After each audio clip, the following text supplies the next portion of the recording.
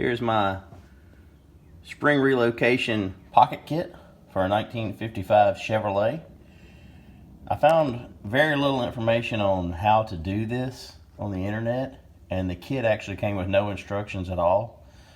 But what I did was I used my piece right here.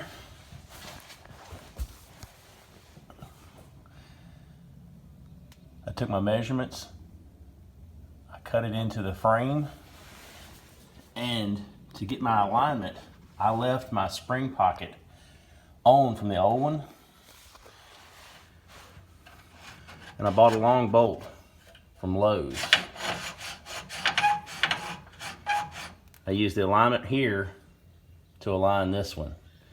I was very careful when I welded it off. Once I got it to where the bolt would slide through easily, I held it there. So I'd make a small tack. I'd make a small tack here. I'd check it. I'd make a small tack here. I'd check it.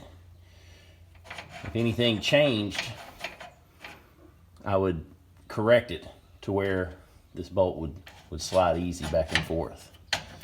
It was more about the alignment than pulling the gaps up tight, but I was able to pull all the gaps up tight with this kit.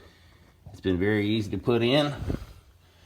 I've welded it. I'm going to clean it up now and check all my welds and make sure they're 100%. And I'll give you more later.